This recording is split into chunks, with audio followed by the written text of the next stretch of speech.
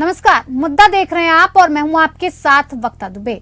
बात इजराइल और हमास की जंग को लेकर करेंगे। आज इजराइल हमास जंग के 40वें दिन इजराइल की सेना बुधवार तड़के गाजा के सबसे बड़े अल शिफा हॉस्पिटल के अंदर घुस गई। अस्पताल के अंदर कुछ जगहों पर सैनिकों और हमास के लड़ाकों के बीच जंग जारी है। इजराइल ने हमास संगठन से सरेंडर करने को कहा है। इजराइल ने दावा किया था कि इसी अस्पताल के नीचे हमास का हेडक्वार्टर है। यूएन के मुताबिक अस्पताल के अंदर मरीजों और स्टाफ को मिलाकर करीब 2300 लोग मौजूद हैं। सोशल मीडिया पर पोस्ट किए गए एक बयान में इजराइल डिफेंस फोर्स आईडीएफ ने कहा कि हमने अल शिफा अस्पताल में कुछ चुनिंदा ठिकानों पर हमास के खिलाफ ऑपरेशन शुरू कर दिया है। हालांकि अस्पताल के अंदर कितने सैनिक घुसे इसकी जानकारी सामने नहीं आई। उधर इजराइल के रक्षा मंत्री ने दावा किया है कि सेना का उत्तरी गाजा पट्टी पर पूरी तरह से कंट्रोल हो चुका है। हालांकि हमास के लड़ाके जमीन के अंदर बनी सुरंग में छुपे हुए हैं।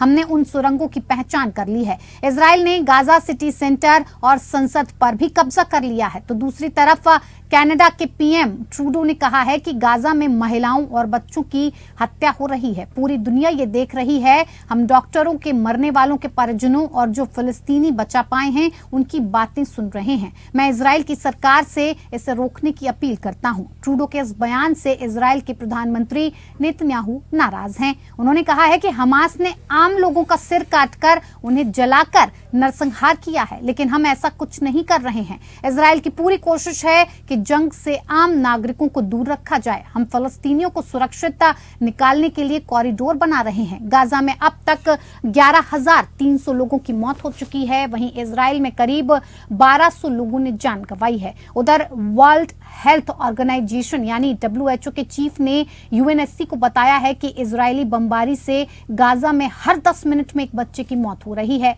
टाइम्स ऑफ इजराइल की रिपोर्ट के मुताबिक इजरायली प्रधानमंत्री जंग के बाद भी गाजा पर अपना कब्जा चाहते हैं और उसकी वजह से अरब देश अमेरिका से दूर होते जा रहे हैं। दरअसल अमेरिका चाहता है कि फिलिस्तीन अथॉरिटी जंग के बाद गाजा का एडमिनिस्ट्रेशन संभाले, लेकिन नेतन्याहू न सिर्फ यहां पूरी तरह से कब्जा चाहते हैं बल्कि एडमिनिस्ट्रेशन भी अपने हाथ में चाहते हैं। अरब देशों को लगता है कि नेतन्याहू अब अमेरिका की बात को भी मानने को तैयार नहीं है।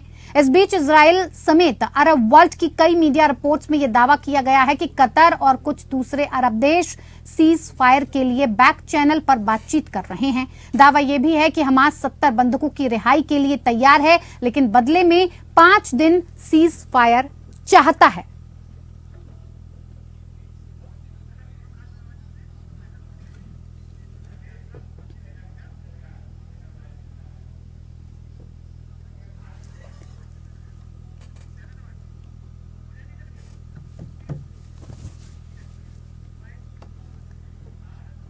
तो ये जंग काफी लगातार बढ़ती जा रही है, इसका अंत नजर नहीं आ रहा है। और इसी पर बातचीत के लिए हमारे साथ 2 खास मेहमान जुड़ गए हैं जिनसे मैं आपका परिचय करवा देती हूं। जितेंद्र ओझा जी जियोपॉलिटिकल एक्सपर्ट हमारे साथ जुड़ गए हैं, बहुत स्वागत है सर आपका। साथ ही साथ प्रोफेसर करोड़ी सिंह विदेश मामलों के जानकार हैं, वो भी हमारे साथ जुड़ चुके हैं। सर आपका भी बहुत बहुत स्वागत है कार्यक्रम में। सबसे पहले ओझा जी आपसे ही मैं सवाल लेना चाहूंगी। देखिए, जिस तरह से लगातार हमास का 40 दिन हो गए हैं, 1 महीने से ऊपर 1.5 महीना मान लीजिए, लगातार इस जंग में लोगों की मौत हो रही है, लेकिन ये जंग रुकने का नाम नहीं ले रही है। और अब अगर इजराइल का इस वक्त का कदम देखा जाए, जिस तरह से उसने सबसे बड़े हॉस्पिटल गाजा के अल शिफा हॉस्पिटल के अंदर घुसे हैं, उस पर कब्जा किया है, इस पूरे एक्शन को, इस कदम को, इजराइल को आप किस तरह से देखते हैं? देखिए, अर्बन वॉरफेयर में कई दफे ऐसा हो रहा है कि ये जो इंसर्जेंट इस्लामिक टेररिस्ट ग्रुप्स हैं वो सिविलियंस को अपना शील्ड बना रखे हैं।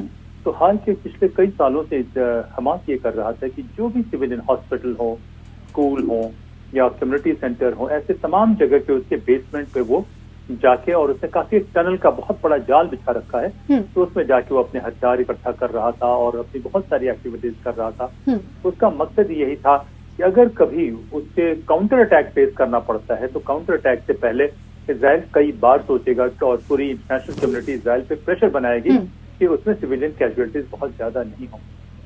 लेकिन जहां तक स्थिति का सवाल है, इजराइल को बड़ा साफ लग रहा है कि वो ऐसे ब्लैकमेल में, ऐसे इसमें वो झुक नहीं सकती है। सिविलियन कैजुअलिटीज तो हो रही हैं। वो कह रहे हैं कि सिविलियन कैजुअलिटीज हम जानबूझकर नहीं कर रहे हैं, इसके लिए हमास ही जिम्मेदार है। तो करते कराते स्थिति ऐसी हो गई कि वो हॉस्पिटल तक पहुंच गया है और उसके बाद जो है वो उस पर दबाव बना के रखे हुए है। इसमें ये है कि कुछ अंतर्राष्ट्रीय क्वार्टर से अभी भी प्रेशर आ रहा है, इजराइल के ऊपर प्रेशर आ रहा है। लेकिन हम लोगों ने पहले भी बात किया है कि अगर इजराइल इस प्रेशर के सामने झुक जाता है तो इजराइल हमेशा हमेशा के लिए खत्म होने का खतरा इजराइल के पास आएगा। इजराइल ये एक मैसेज देना चाहता है कि देखिए, अगर आप हमारे ऊपर आते हैं, अटैक करते हैं, तो हो सकता है कैजुअलिटीज हो, लेकिन हम उस कैजुअलिटीज के वजह से किसी दबाव में नहीं आने वाले हैं, हम आपको खत्म करके ही मानेंगे। तो ये बड़ा लाउड एंड क्लियर मैसेज जो है इजराइल की तरफ से है। हालांकि बैक चैनल पे बातचीत चल रही है जैसा आपने बताया, लेकिन तमाम लोग इस पे लगे हुए हैं कि कैसे जो है इस स्थिति को मैनेज किया जाए, कैसे जो है यहाँ से एक तरीका लाया जाए। लेकिन इजराइल बड़ा साफ है अपने तरफ से, वो किसी भी दबाव में आने के लिए वो तैयार नहीं है। बिल्कुल, जिस तरह की तस्वीरें आपने ओझा जी देखी होंगी कि संसद के अंदर इजरायली सेना किस तरह से घुसी और किस तरह से संसद पर कब्जा किया, किस तरह से गाजा के सिटी सेंटर पर पूरी तरह से अपना कंट्रोल जमाया। साथ ही साथ अगर एक तरह से देखा जाए तो इजराइल इस सारे कदम लगातार जो एक के बाद उठाए जा रहे हैं, इससे क्या संदेश देने की कोशिश कर रहा है?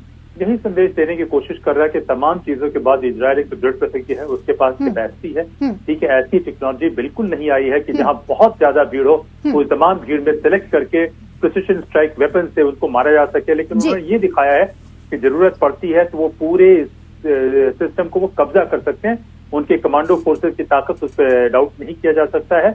और ह्यूमन कैजुअलिटीज की जो बात हम लोग कर रहे हैं, तो ह्यूमन कैजुअलिटीज भी उसके लक्ष्य में डटर नहीं करने वाली हैं। देखिए, इजराइल के जो कमांडोज हैं वो दुनिया में, इसके साथ साथ जो मोसाद है, वो टेक्निकल इंटेलिजेंस में उनका कोई जवाब नहीं है। हम लोग यही कह रहे हैं कि जो कुछ भी इंटेलिजेंस फेलियर की हम बात कर रहे हैं, उसे भी हम नहीं कह सकते, उसे जियोपॉलिटिकल मिसकैलकुलेशन कह सकते हैं कि एक ऐसे समय में जहां पे इंटरनल मामलों की वजह से या अमेरिका का अटेंशन जो है यूक्रेन युद्ध में डाइग्रेस होने की वजह से, चीन वाले फैक्टर को नहीं ध्यान में देने की वजह से ये जियोपॉलिटिकल मिसकैलकुलेशन जरूर हुआ है। लेकिन इजराइल को इस खतरे का बहुत अंदेशा था। लेकिन हम लोगों ने कहा कि टेक्नोलॉजी इतनी डेवलप नहीं हुई है कि जिसको इस तरीके से प्रिएम्प्ट किया जा सके। लेकिन एक और एरर रहा है कि जब ऐसे बारूदी माहौल आपके आसपास में है तो आपको बहुत सजग रहने की जरूरत है। अब ये हो चुका है। इजराइल की स्ट्रेटेजी हमेशा से रही है, मैंने पहले भी कई एक जगह कहा, प्रिवेंशन, प्रिएम्पशन और डेटरेंस। और डेटरेंस के साथ साथ रिप्राइजल भी इजराइल में है, जो कहीं कोई दिखाई नहीं पड़ता है। लोग डेटरेंस तक जाते हैं, इजराइल रिप्राइजल पे भी जाना चाहता है। तो जो हमास के लोग इसमें शामिल नहीं है, उनको भी इजराइल खत्म करने की कोशिश करेगा। और एक बड़ा loud and clear message Israel की तरफ से है कि कोई गुंजाइश नहीं है हमास को किसी भी रूप में एग्जिस्ट करने देने की। और जो लोग कह रहे हैं सीज फायर की बात, तो वो अगर सारे बंधकों को छुड़वा दे तो शायद सीज फायर की दिशा में कुछ प्रोग्रेस हो सके, नहीं तो कोई गुंजाइश नहीं है सीज फायर की दिशा में प्रोग्रेस होने की। बिल्कुल। करोड़ी साहब, आपसे जानना चाहेंगे कि जिस तरह से लगातार इजराइल की तरफ से एक साफ संदेश दिया जा रहा है कि किसी भी तरह से झुकने को वो तैयार नहीं होगा, हमास का खात्मा उसे पूरी तरह से चाहिए। लेकिन इसी बीच जब अगर हम दूसरी चीजों पर नजर डालते हैं तो अरब देशों की बात की जाए तो वो अमेरिका से दूर होते जा रहे हैं। साथ ही साथ कनाडा के पीएम का आपने बयान सुना होगा, साफ तौर पर वो इस बात को लेकर अपील करते नजर आ रहे हैं कि इजराइल को अब कहीं ना कहीं थम जाना चाहिए। लेकिन इस बात से भी नेतन्याहू काफी नाराज नजर आ गए। दूसरी तरफ अमेरिका पर हमास बड़ा आरोप लगा रहा है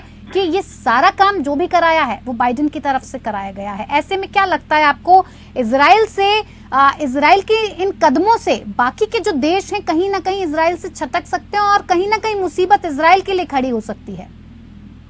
देखिए, आपने बिल्कुल ये सही बात कही और अपनी रिपोर्ट में आपने ग्राउंड जीरो की सिचुएशन को भी अच्छी तरह स्पष्ट किया। जितेंद्र जी ने जो इजराइल की पोजीशन है उसको विस्तार से बताया। तो अब एक चीज तो क्लियर है कि इजराइल ने जिस तरह का अपना वेंजेंस के एटीट्यूड के साथ विक्ट्री की तरफ बढ़ रहा है, तो उसमें ऐसा लग रहा है कि इजराइल ने बहुत ही कैलकुलेटेड तरीके से मॉडर्न टेक्नोक्रेटिक माइंडसेट से काम किया है। दूसरी तरफ हमास ने जो जिस तरह की रणनीति अपनाई वो मिडाइवल माइंडसेट की रणनीति थी। लेकिन आज की स्थिति में ऐसा लगता है कि इजराइल ने 2006 में हिजबुल्लाह पे जो एक डॉक्ट्रिन डेवलप की थी, जिसको हम दहिया डॉक्ट्रिन कहते हैं, कि डिस्प्रपोर्शनेट फोर्स यूज करके अपने दुश्मन को बिल्कुल खत्म कर दो, नेस्तानबूद कर दो, उसको उभरने लायक मत नहीं छोड़ें। तो इजराइल का वही दृष्टिकोण है कि हमास को हमेशा के लिए खत्म कर दें। लेकिन क्या हम खत्म कर पाएंगे, इसके लिए अलग अलग विचार हो सकते हैं, क्योंकि आप किसी को खत्म करके कोई न कोई नया सिस्टम तो इंस्टॉल करेंगे, तो उसके 3 ऑप्शन हो सकते हैं। एक तो जो पैलेस्टीनियन अथॉरिटी है वेस्ट बैंक में, उसको उसका संभालें, या अपनी परफेक्ट गवर्नमेंट बनाएं, या कोई सिस्टम इवोल्व करें कि वहां के कोई डेमोक्रेटिक सिस्टम या और कोई नया सिस्टम इवोल्व करें, या संयुक्त राष्ट्र संघ को इन्वॉल्वमेंट हो। तो अभी आगे की स्थिति तो क्लियर नहीं है, लेकिन एक स्थिति स्पष्ट है कि जो आपने बताया कि वेस्टर्न जो अलाई हैं, इजराइल के समर्थक हैं, वो भी इजराइल के इस तरह के दृष्टिकोण से समर्थक नहीं हैं, क्योंकि इतिहास हमें एक चीज बताता है कि हम किसी भी विचार को, आइडिया को आसानी से खत्म नहीं कर सकते। और इजराइल और हमास दोनों का ही एक हिस्टोरिसिटी पे बेस्ड डीप रूटेड नैरेटिव्स हैं, और उन नैरेटिव में न तो इजराइल 2 देशों के सिद्धांत को मानने वाला है, न हमास या वहां की जनता क्या 2 देशों के सिद्धांत को मान लेगी जो हमास के समर्थित हैं। तो अगर 2 देश का निर्माण हो जाए, 2 स्टेट सॉल्यूशन हो जाए, तो हो सकता है कोई समाधान हो। इसके अलावा अगर कोई भी समाधान ढूंढते हैं तो वो समाधान ड्यूरेबल नहीं हो सकता। आज मान लीजिए हमास को खत्म कर दिया, तो वो कुछ दिनों के बाद फिर राइज हो सकते हैं किसी न किसी रूप में, नए गार में। तो जो इजराइल के मित्र राष्ट्रों का कहना है, वो उनका यही कहना है कि आप इस पे कब्जा करने की कोशिश मत करो, न इसमें परफेक्ट गवर्नमेंट हो सकती, न इजराइल का कब्जा हो सकता गाजा की पट्टी पे। तो उसका विकल्प क्या हो सकता है, उस विकल्प को ध्यान में रखते हुए दूरदृष्टि के हिसाब से जो इजराइल के मित्र राष्ट्र हैं, अमेरिका ने प्रारंभ में ही कहा था कि इजराइल को ये भूल नहीं करनी है कि गाजा में वो कब्जा करें और गाजा में सेना का यूज करें, वहां की लैंड वारफेयर में उलझ जाएं। ये अमेरिका ने सबसे पहले वार्न कर दिया था इजराइल को। लेकिन इजराइल पे जिस तरह का दबाव था, जो बंदी बना रखे हैं, उनके परिवार और इजराइल की जो जनता है सरकार पे दबाव बना रही थी, क्योंकि इजराइल का भी इसमें बड़ा डैमेज हुआ है।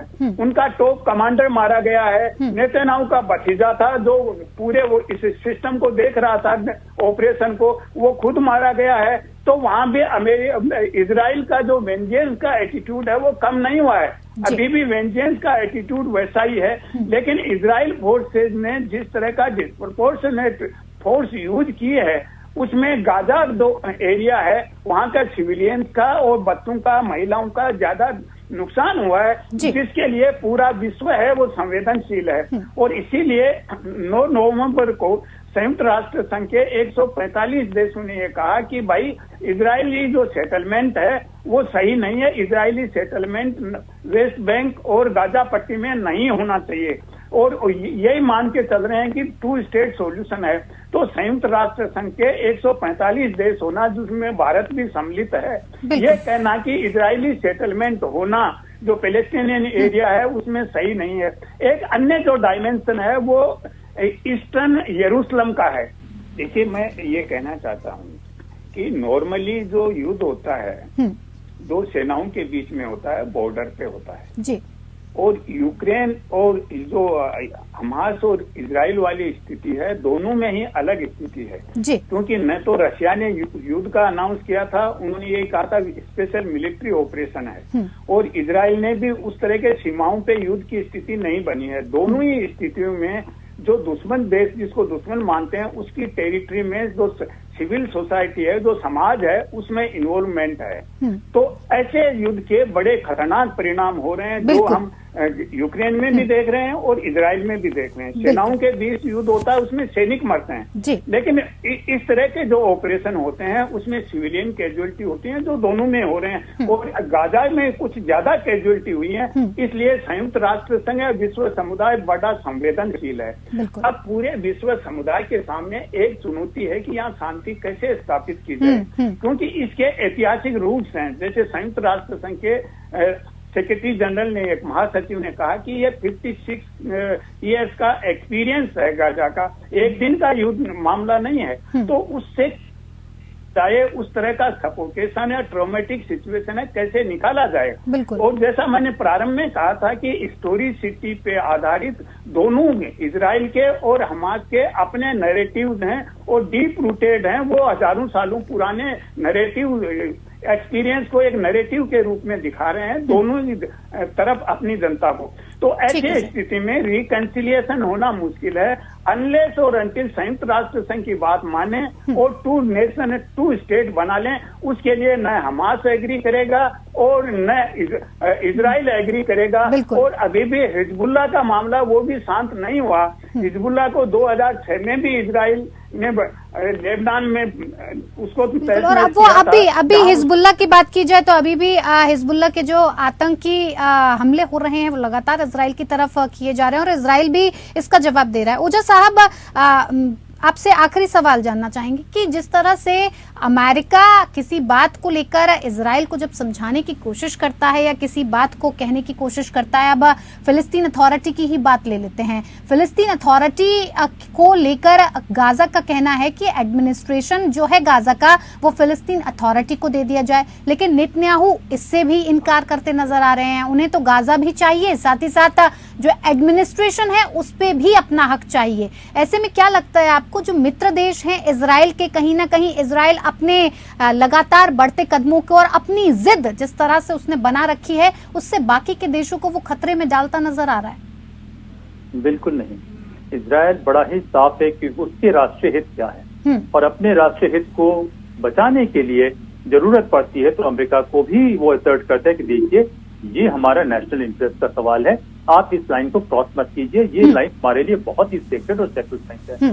दूसरी बात, अमेरिका को आप देखिए कि अमेरिका की भी वेस्ट एशिया में बहुत पुरानी इतिहास रही है, बहुत अरब के देशों से उसके संबंध रहे हैं।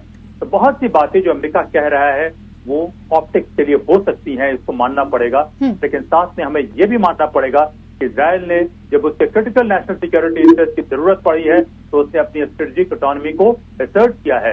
आप देखें कि जो इरगुन या हवाना जहां से अगाना जो उनके मेन ऑर्गेनाइजेशन रहे, उन्होंने वैसे ही लड़ाई करके अपने इसको हासिल किया। और आज भी इजराइल को बहुत क्लैरिटी है इजराइल में कि वो पश्चिम का कोई टूल नहीं है। कोई भी स्ट्रेटेजिक एजेंडा या स्ट्रेटेजिक कैलकुलेशन पश्चिम की है जिसकी वजह से अगर इजराइल के हितों पे चोट पहुंचती है तो इजराइल उसका विरोध करेगा, इजराइल अपने हितों को कॉम्प्रोमाइज नहीं करेगा। तो ये बात दिखाई दे रही है। और एक और बात मैं कहना चाहूंगा, या 2 बातें मैं कहना चाहूंगा कि देखिए इजराइल का जो भी रिटेलिएटरी या काउंटर रिटेलिएशन है वो इसलिए नहीं है कि वहां की जनता का असर पड़ रहा है।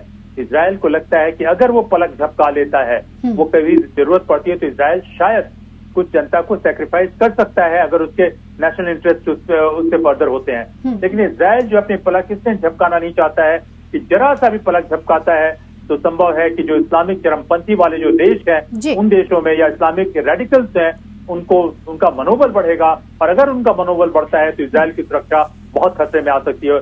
और आखिर में मैं कई दफे ये कहना चाहूंगा कि देखिए युद्ध जो है कभी कभी आवश्यक हो जाता है शांति बनाने के लिए। सवाल यह है कि युद्ध का लक्ष्य क्या है।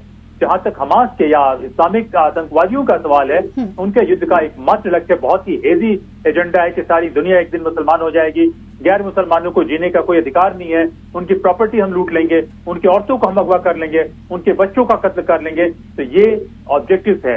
लेकिन कहीं कहीं जहां तक प्रजातांत्रिक देश है या रिस्पॉन्सिबल या मैच्योर डेमोक्रेसीज है, उनको युद्ध से भागना नहीं होगा। जरूरत पड़ता है तो युद्ध कीजिए, क्योंकि युद्ध ही शांति की तरफ लेके जाता है। इस स्थिति में पूरी दुनिया को यह भी मानना पड़ेगा कि हमास को खत्म करे, इस्लामिक रेडिकलिज्म को खत्म करे, लेकिन कोई कदम ऐसा नहीं अब बढ़ाए कि वहां पे मास सेंटिमेंट इतनी ज्यादा बढ़ जाए कि इस्लामिक रेडिकलिज्म को बढ़ावा मिल जाए और तमाम जो लिबरल देश हैं वो भी जो है इस्लामिक रेडिकल्स के खेमे में चले जाए। ये इक्वेशन थोड़ी सी पेचीदगी वाली है वक्ता जी, वही मैं समझाने की कोशिश कर रहा था। धन्यवाद बहुत बहुत। ओझा जी आपने और करोड़ी साहब आपने बहुत बेहतर तरीके से समझाया कि आखिर इजराइल की मंशा क्या है, साथ ही साथ हमास को खत्म करना कितना जरूरी हो जाता है, किस तरह से दोनों आपस में टकराते हुए नजर आ रहे हैं। फिलहाल बहुत बहुत धन्यवाद आप दोनों ही मेहमानों का हमारे साथ इस खास पेशकश में जुड़ने के लिए। मुद्दा में इतना ही। नमस्कार।